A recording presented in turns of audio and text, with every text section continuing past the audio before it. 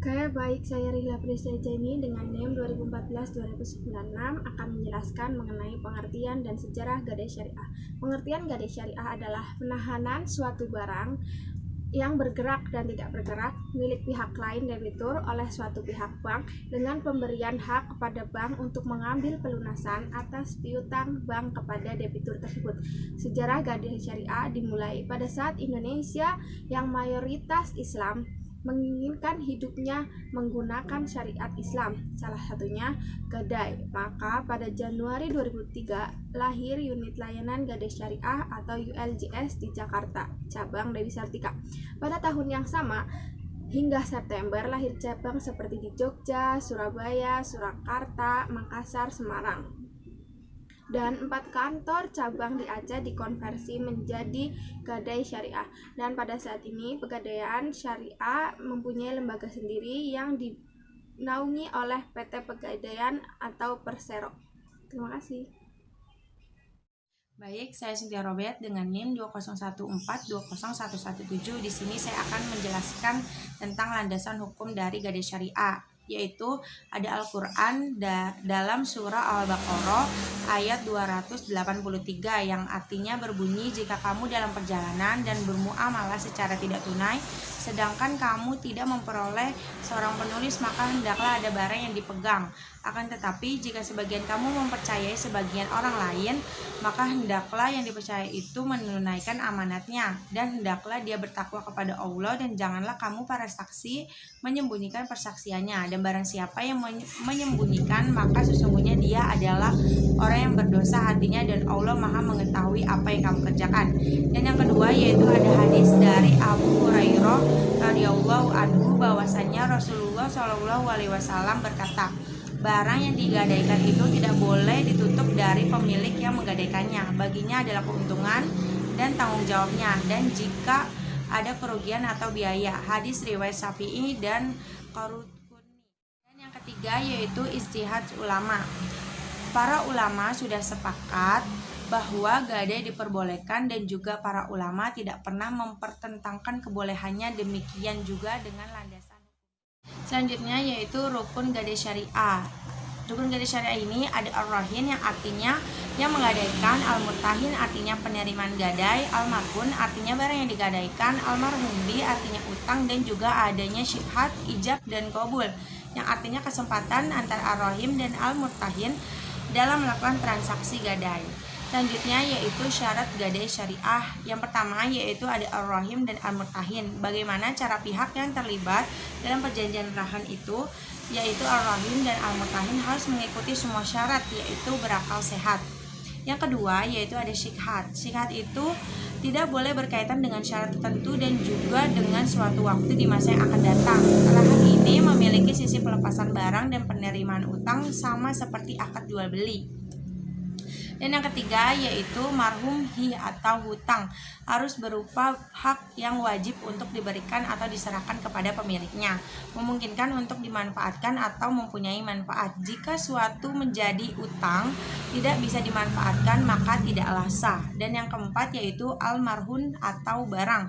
Aturan pokok yang dijelaskan dalam mazhab Maliki tentang masalah ini adalah bahwa gadai itu bisa dilakukan pada seluruh macam harga dan juga pada semua macam jual beli, kecuali pada jual beli mata uang syaf dan pokok modal pada salam yang berhubungan dengan tanggungan. Terima kasih. Oke, melanjutkan penjelasan dari yang sebelumnya, saya Ika Atiko dengan NIM 2014-2113. Di sini saya akan menyampaikan 3 poin, teman-teman. Yang pertama, ketentuan gadai barang, yang kedua, akad perjanjian, dan yang ketiga, aspek pendirian pegadaian syariah. Oke, langsung saja. Yang pertama itu ada ketentuan gadai barang. Untuk ketentuan gadai barang di sini ada 2, teman-teman. Yang pertama, barang yang tidak boleh dijual tidak boleh digadaikan. Kenapa? Karena barang yang digadaikan itu diakui oleh masyarakat dan memiliki nilai dan bisa dijadikan jaminan. Lalu yang kedua itu tidak sah menggadaikan barang hasil rampasan atau hasil meminjam, dan semua barang yang diserahkan kepada orang lain sebagai jaminan. Sebab gadai di sini sebagai penutup utang. Lalu kemudian poin yang kedua ada akad perjanjian. Di sini ada secara teoritis dan secara praktiknya. Secara teoritis ada 4 akad teman-teman. Yang pertama itu qad al-hasan, yang kedua itu akad mudarobah, yang ketiga akad ba'i al-muqayyadah, dan yang keempat itu musyarakah amwal al-inan. Cara praktiknya, akad yang dipakai di samping selain rahan dipakai juga ijaro. Lalu poin yang ketiga itu di sini ada aspek pendirian pegadaian syariah. Ada 6 aspek teman-teman. Yang pertama itu aspek legalitas.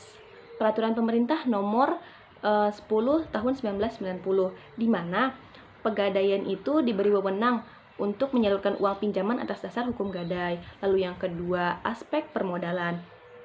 Permodalan di sini didapatkan dari musyarakah atau mencari sumber dana dari sohibul mal. Lalu kemudian aspek sistem dan prosedur yang disesuaikan dengan prinsip-prinsip syariah.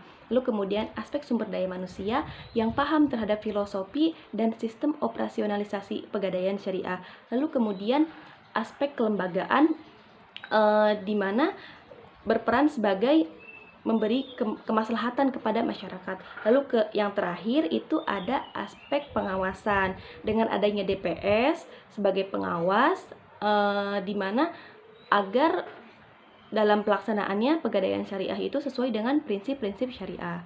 Oke, mungkin cukup sekian penjelasan dari saya. Kurang dan lebihnya mohon maaf, akan dilanjutkan oleh teman saya. Sekian dan terima kasih. Baik, di sini saya Siti Zarul Husaini dengan NIM 2014-2118 akan memaparkan materi persamaan dan perbedaan pegadaian syariah dan konvensional. Persamaannya itu pegadaian konvensional dan pegadaian syariah adalah hak gadai sama-sama berlaku atas pinjaman uang.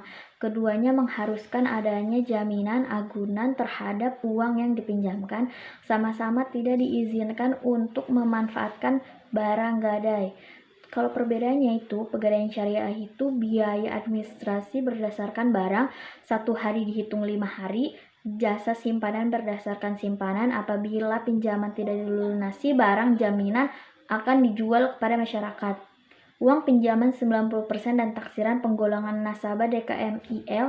Jasa simpanan dihitung dengan konstanta X taksiran. Maksimal jangka waktu 3 bulan. Kelebihan uang hasil dari penjualan barang tidak diambil oleh nasabah, tetapi diserahkan kepada lembaga ZIS. Kalau pegadaian konvensional itu biaya administrasi berupa persentase yang didasarkan pada golongan barang. 1 hari dihitung 15 hari. Sewa modal berdasarkan uang pinjaman.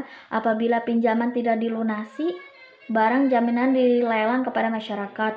Uang pinjaman untuk golongan A 92%, sedangkan untuk golongan BCD 88% sampai 86%. Penggolongan nasabah PNID, sewa modal dihitung dengan persentase X. Uang pinjaman maksimal jangka waktu 4 bulan. Kelebihan uang hasil lelang tidak diambil oleh nasabah tetapi menjadi milik pegadaian. Kendala dan strategi pegadaian syariah. Kendalanya itu yang pertama itu pegadaian syariah relatif baru sebagai suatu sistem keuangan. Kedua, masyarakat kurang familiar dengan produk rahan di lembaga keuangan syariah. Yang ketiga, kebijakan pemerintah tentang gadai syariah belum akomodatif terhadap keberadaan pegadaian syariah. Dan yang keempat itu pegadaian kurang populer. Kalau strateginya itu gencar memasarkan produk gadai sertifikat syariah atau rahan tasjiliyah ke outlet-outlet konvensional, menggandeng Badan Pengelola Keuangan Haji BPKH. Kerjasama ini berupa pendanaan pembiayaan investasi emas serta berkolaborasi untuk meningkatkan literasi haji dan usaha yang relevan. Yang ketiga itu sosialisasikan masyarakat tentang pegadaian syariah. Terima kasih.